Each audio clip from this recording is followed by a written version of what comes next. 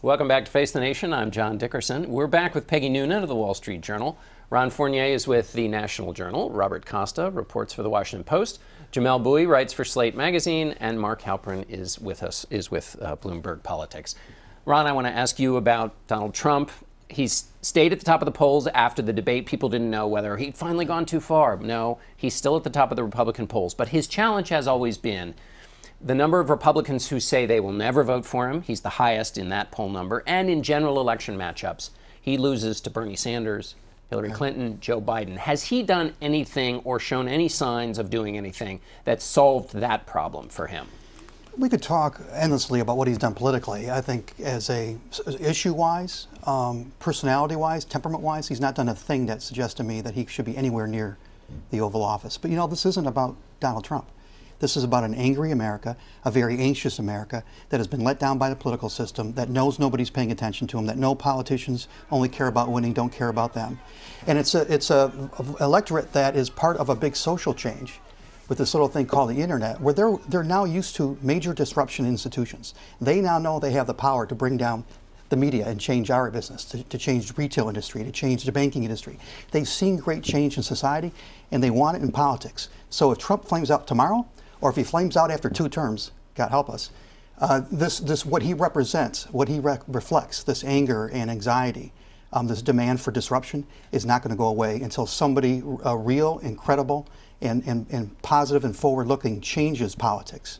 That's the only way we're going to stop this Trump phenomenon, because that's what the phenomenon is. It's not about Trump.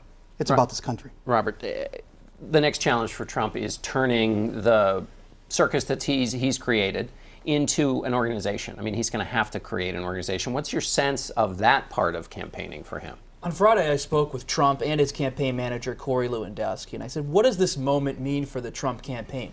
And their answer was, it's a time of transition, that Trump needs to keep up the energy he has established with the Republican base this summer. At the same time, they need to build more of an infrastructure in Iowa, New Hampshire, and South Carolina, and also unveil policy plans. Trump came out with an immigration paper today. He expects in early September, in the next few weeks, to come out with one on taxes. He's talking to different people at think tanks. He doesn't want to lose the edge he has, but he's hired Rick Santorum's guy, for example, in Iowa to help have a ground game. They have this big blue bus with Trump and Make America Great Again across the sides. That goes to all these Walmart parking lots and signs people up without even having the candidate there. The celebrity draws people in. Now it's a question of how do you keep them with Trump. And to your point, and to Mark's point, the establishment is kidding themselves if they think they can stop this guy.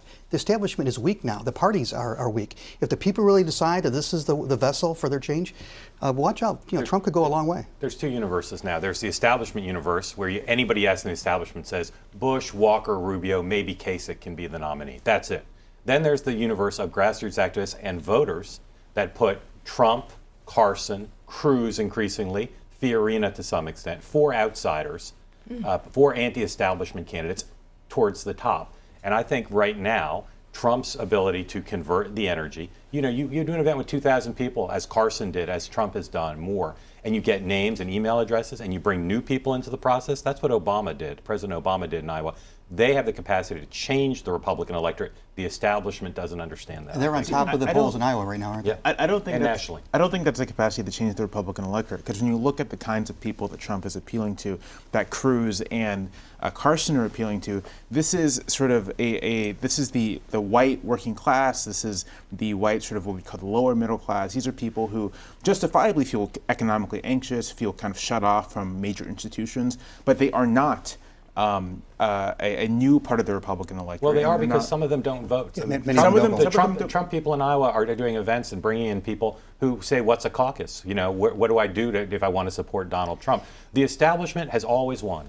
Every election since Reagan, the establishment has won. Perhaps that natural order will be restored, but it's not right now. But 20 years ago, they would have identified as a Democrat. Yeah. For the last 5 years, 10 years, they've identified as Republican, but many of them have not voted. Now they're a declining percentage of the electorate, and let's say not a Republican nominating fight. They are in a general election. But as far as a general election is concerned, let's say that Trump mobilizes these people and they come out. That still does not actually guarantee any sort of Republican victory in 2016 whatsoever. There's no guarantee at all. It in fact may alienate moderate white and middle class whites who may be afraid of this kind of general phenomenon. Let me ask you. Could I note, Jamelle, also that it's a lot of middle class people also who are for Trump, not only working class. He's got some pull in the great American middle there.